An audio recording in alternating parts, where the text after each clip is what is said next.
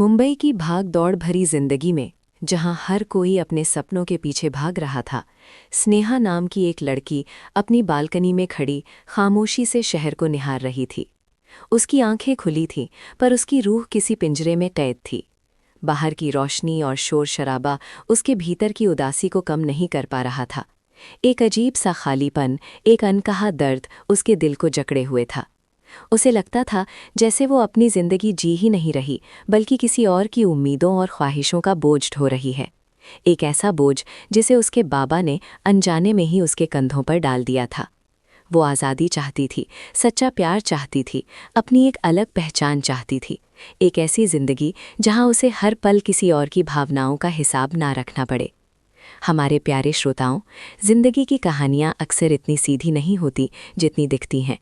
कुछ कहानियां दिल को छू जाती हैं, कुछ सोचने पर मजबूर करती हैं और कुछ हमें आईना दिखा जाती हैं। आज हम आपके लिए लेकर आए हैं एक ऐसी ही दिल को छू लेने वाली, भावनात्मक और थोड़ी नाटकीय कहानी जो आपको अपने साथ बहा ले जाएगी। इस कहानी को पूरी तरह से महसूस करने के लिए हम आपसे अनुरोध करते हैं कि हेडफोन का उपयोग करें। और हाँ, अगर आपने अभी तक हमारे चैनल को सब्सक्राइब नहीं किया है तो कृपया अभी कर लें, ताकि आप ऐसी और कहानियों से ना चूकें। तो चलिए शुरू करते हैं। स्नेहा दिल्ली के एक छोटे से शहर से मुंबई आई थी, अपने पिता राजेश शर्मा के साथ। राजेश शर्मा, जिन्हें स्नेहा प्यार से बाबा कहती थी, अपनी पत्नी की असमय मृत्यु के बाद से पूरी तरह टूट चुके थे।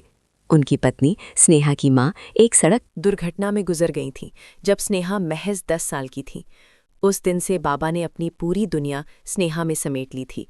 उनके लिए स्नेहा सिर्फ उनकी बेटी नहीं, बल्कि उनकी जिंदगी का इकलौता सहारा, उनकी सांसें, उनका अस्तित्व बन गई थीं। स्नेहा भी अपने बाबा से बहुत प्यार करती थी। वो जानती थी कि बाबा ने उसे माँ और बाप दोनों का प्यार दिया है और इसके लिए वो हमेशा उनकी आभारी थी। मुंबई में स्नेहा ने एक आर्ट कॉलेज में दाखिला लिया था। वो एक उभरती हुई कलाकार थी जिसकी उंगलियों में जादू था। रंगों और कैनवस के साथ उसका रिश्ता गहरा था।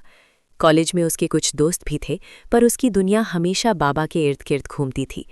बाबा उसे सुबह कॉलेज छोड़ने जाते, शाम को लेने आते।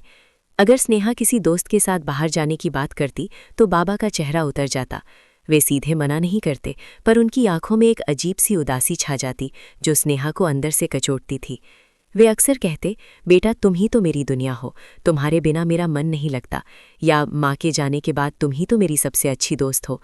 ये बातें स्नेहा के दिल को छू जाती, पर साथ ही एक अदृश्य बंधन में भी बांध देती। उसे लगता था जैसे वो बाबा के लिए एक भावनात्मक बैसाखी बन गई है और अगर वो उनसे दूर हुई तो वे टूट जाएंगे। एक दिन कॉलेज में एक आर्ट एग्जीबिशन के दौरान स्नेहा की मुलाकात राहुल से हुई। राहुल बेंगलुरु का रहने वाला एक आर्किटेक्ट था जो अपनी कंपनी के प्रोजेक्ट के सिलसिले में मुंबई आया था।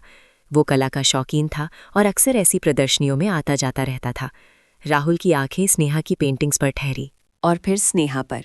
उसकी आंखों में एक अलग चमक थी जो स्नेहा को अपनी ओर खींचती थी। राहुल ने स्नेहा की एक पेंटिंग की तारीफ की। तुम्हारी कला में एक गहरा दर्द है, पर साथ ही उम्मीद की किरण भी, जैसे तुम कुछ कहना चाहती हो पर कह नहीं पा रही। राहुल के शब्द स्नेहा के दिल में उतर गए। पहली बार किसी ने उसे इतनी गहराई से समझा था। धीरे धीरे राहुल और स्नेहा की दोस्ती गहरी होती गई। वे एग्जीबिशन के बाद कैफ़े में मिलते, घंटों कला, जीवन और सपनों पर बातें करते। राहुल की बातें स्नेहा को एक नई दुनिया दिखाती थीं। वो आज़ाद ख्यालों का था, जिंदगी को खुलकर जीने वाला। वो स्नेहा को प्रेरित करता था कि वो अपने सपनों को पंख दे, अपनी कला को दुनिया के सामने लाए। राहुल के साथ रहकर स्नेहा को पहली बार महसूस हुआ कि वो कौन है, उसकी अपनी पहचान क्या है। उसके साथ होने पर उसे अपने भीतर की घुटन कम महसूस होती थी। लेकिन स्नेहा और राहुल का रिश्ता छिपा हुआ था। बाबा को इस बारे में कुछ भी पता नहीं था। स्नेहा जानती थी कि अगर बाबा को राहुल के बारे में पता चला तो वे इसे कभी स्वीकार नहीं करेंगे। राहुल के साथ हर मुलाकात एक चोरी जैसी होती थी। रात में जब बाबा सो जाते तब स्नेहा राहुल से फ़ोन पर बातें करती। राहुल उसकी भावनाओं को समझता था। वो जानता था कि स्नेहा एक बहुत ही जटिल स्थिति में फंसी हुई है। वो स्नेहा पर कभी कोई दबाव नहीं डालता था, बस उसे धैर्य रखने और हिम्मत जुटाने को कहता था। एक दिन राहुल ने स्नेहा को अपने परिवार से मिलवाने के लिए बैंगलोर बुलाया। ये स्नेहा के लिए एक बड़ा कदम था। उसने बाबा से कहा कि उसे कॉलेज के एक प्रोजेक्ट के लिए कोलकाता जाना है। बाबा पहले तो हिचकिचाए, पर स्नेहा के बार बार समझाने पर मान गए। बेंगलुरु में राहुल के परिवार से मिलकर स्नेहा को बहुत अच्छा लगा। राहुल के माता पिता बेहद प्यारे और खुले विचारों वाले थे। उन्हें स्नेहा बहुत पसंद आई। राहुल ने अपने परिवार को स्नेहा और उसके बाबा के रिश्ते के बारे में बताया था और सबने स्नेहा को पूरा समर्थन देने का वादा किया। राहुल ने स्नेहा से कहा, देखो स्नेहा, तुम अकेली नहीं हो, हम सब तुम्हारे साथ हैं। बाबा को तुम्हारी आज़ादी समझनी होगी। जब स्नेहा मुंबई वापस आई तो बाबा का व्यवहार बदला हुआ था। वे और ज़्यादा सतर्क हो गए थे। वे हर बात पर सवाल पूछते, हर छोटी बात में अपनी राय देते। अगर स्नेहा थोड़ी देर भी फ़ोन पर बात करती तो वे पूछते, किससे बात कर रही थी, क्या कोई नया दोस्त है? उनकी आंखों में एक अजीब सी चिंता और डर था। उन्हें लगता था कि स्नेहा उनसे दूर जा रही है। वे रोज़ाना स्नेहा से 3 से 4 बार पूछते, कैसा रहा दिन, क्या किया, कॉलेज में क्या पढ़ाया, दोस्तों के साथ कहाँ गई थी। ये सवाल पूछने का तरीका ऐसा था जैसे वे स्नेहा के हर पल पर अपना अधिकार जताना चाहते हों। स्नेहा को लगता था जैसे वे उसे भावनात्मक रूप से हर पल अपने साथ बांध रहे हैं, उसे अपनी भावनाओं के पिंजरे में कैद कर रहे हैं। ये उनके प्यार का ही एक रूप था, पर इतना गहरा और इतना तीव्र कि स्नेहा को घुटन होने लगी थी। ये ऐसा था जैसे वे स्नेहा को अपनी जिंदगी का भावनात्मक केंद्र बनाकर उसे अपनी पत्नी की जगह पर रख रहे हों, जो हर पल उनके साथ रहती है, उनकी हर ज़रूरत पूरी करती है और जिसके बिना वे भी नहीं रह सकती। ये भावना स्नेहा को अंदर ही अंदर खाई जा रही थी। एक शाम जब बाबा अपनी किसी पुरानी दोस्त से फ़ोन पर बात कर रहे थे तो स्नेहा ने उनकी बातें सुनी। बाबा कह रहे थे, हाँ, मेरी स्नेहा है ना, उसने मुझे कभी अकेला महसूस नहीं होने दिया। मेरी तो दुनिया ही वही है, उसने माँ की कमी पूरी कर दी है। स्नेहा के दिल को ये बात तीर की तरह लगी। माँ की कमी पूरी कर दी? क्या वो सिर्फ अपनी माँ की जगह भरने वाली थी? क्या उसका अपना कोई वजूद नहीं था? उस रात स्नेहा बहुत रोई। उसे लगा कि वो बाबा के लिए सिर्फ एक सहारा है, एक ऐसी चीज़ जो उनके खालीपन को भरती है, न कि एक स्वतंत्र इंसान जिसकी अपनी इच्छाएं और भावनाएं हैं। राहुल ने जब स्नेहा की ये हालत देखी तो उसने कहा, स्नेहा, तुम्हें बाबा से बात करनी होगी, ये अब और नहीं चल सकता। तुम्हें अपनी ज़िंदगी की बागडोर अपने हाथों में लेनी होगी। राहुल की बातें सही थीं, पर स्नेहा के लिए ये करना पहाड़ तोड़ने जैसा था। वो बाबा को चोट नहीं पहुंचाना चाहती थी, पर अपनी ज़िंदगी भी नहीं गंवाना चाहती थी। एक दिन स्नेहा ने हिम्मत जुटाई। खाना खाने के बाद जब बाबा टीवी देख रहे थे, स्नेहा उनके पास बैठी। बाबा, मुझे आपसे कुछ बात करनी है। बाबा ने प्यार से उसकी ओर देखा। हाँ बेटा, कहो, सब ठीक है? स्नेहा ने गहरी सांस ली। बाबा, मैं आपसे बहुत प्यार करती हूँ, आप मेरी ज़िंदगी हैं, पर मुझे अपनी ज़िंदगी भी जीनी है। बाबा का चेहरा बदल गया। क्या मतलब बेटा, तुम अपनी ज़िंदगी जी ही तो रही हो। नहीं बाबा, स्नेहा ने कहा, मुझे लगता है जैसे मैं आपके लिए जी रही हूँ, अपनी माँ की जगह। पर आपने मुझे इतना प्यार दिया कि मुझे कभी किसी और रिश्ते की ज़रूरत ही महसूस नहीं हुई। पर अब मैं बड़ी हो गई हूँ, मुझे अपने सपने पूरे करने हैं, मुझे प्यार हुआ है। बाबा की आंखों में अविश्वास और दर्द साफ झलक रहा था। प्यार? किससे? उनकी आवाज़ कांप रही थी। क्या तुम मुझे छोड़कर जाना चाहती हो? स्नेहा की आंखों में आंसू आ गए। नहीं बाबा, मैं आपको छोड़ना नहीं चाहती, मैं बस अपनी एक अलग पहचान बनाना चाहती हूँ।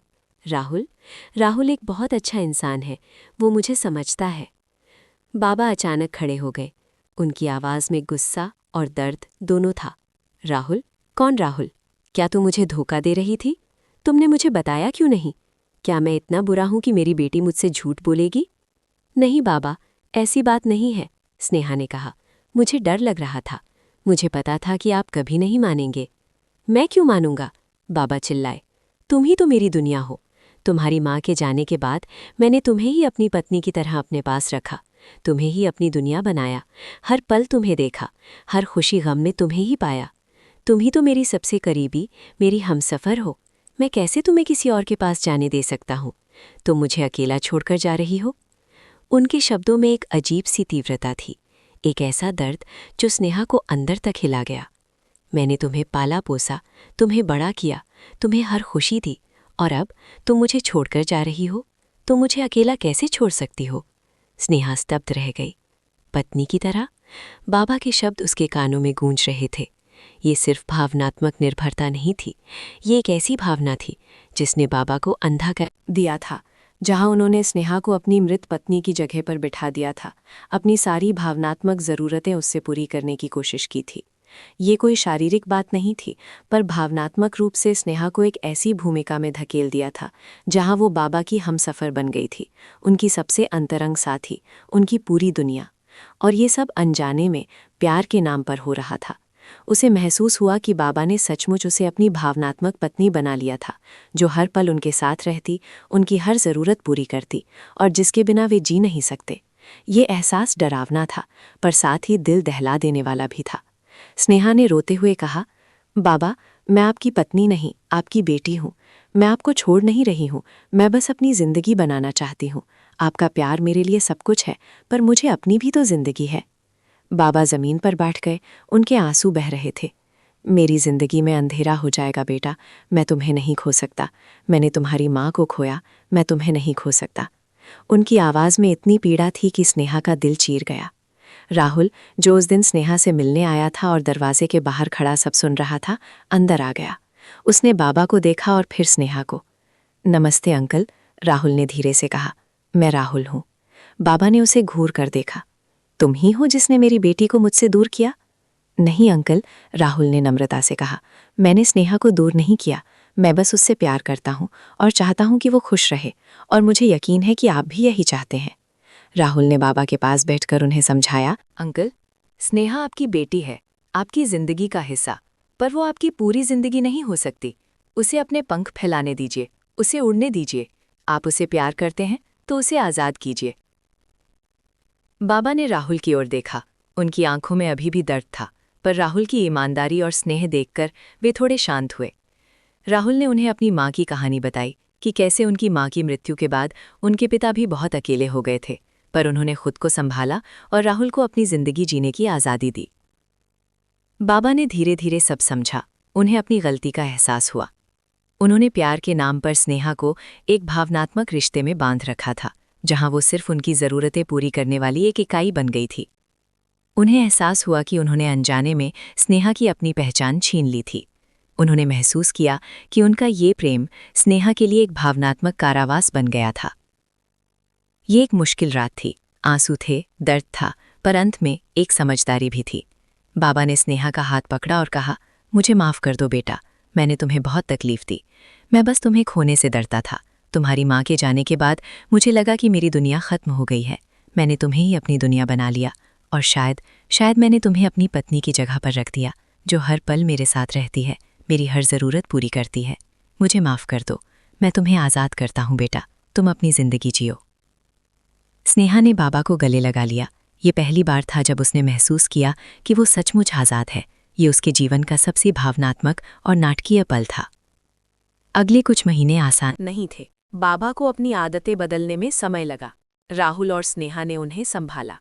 राहुल ने उन्हें नए दोस्त बनाने, पुरानी हॉबीज़ फिर से शुरू करने में मदद की। धीरे धीरे बाबा ने एक नई पहचान बनाई, अपनी जिंदगी को फिर से जीना सीखा। वे स्नेहा की खुशी में खुश रहने लगे। स्नेहा और राहुल ने शादी करने का फैसला किया। बाबा ने खुशी खुशी उन्हें आशीर्वाद दिया। स्नेहा ने महसूस किया कि अब वो सचमुच खुश है, एक स्वतंत्र आत्मा, अपनी कला और अपने प्यार के साथ। उसने मुंबई में अपनी एक आर्ट गैलरी खोली, जहां उसकी पेंटिंग्स अब सिर्फ दर्द नहीं, बल्कि आज़ादी और उम्मीद की कहानी कहती थीं। बाबा अब अक्सर उसकी गैलरी में आते, गर्व से उसकी कला को निहारते और कहते, मेरी बेटी ने अपनी दुनिया बना ली। स्नेहा ने राहुल का हाथ पकड़ा। मुंबई की शाम उनके सामने फैली हुई थी। अब उसके दिल में कोई बोझ नहीं था, बस प्यार, आज़ादी और एक नए जीवन की उम्मीद थी।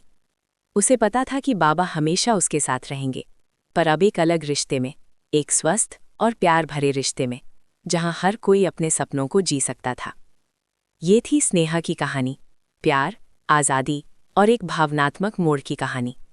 हमें उम्मीद है कि ये कहानी आपके दिल को छू गई होगी। अगर आपको ये कहानी पसंद आई तो कृपया इसे लाइक करें, अपनी भावनाएं कमेंट्स में हमारे साथ साझा करें, और हाँ, हमारे चैनल को सब्सक्राइब करना ना भूलें, ताकि आप ऐसी और भी दिल को छू लेने वाली कहानियों से जुड़े रहें। हम जल्द ही मिलेंगे एक नई कहानी के साथ। तब तक अपना ख्याल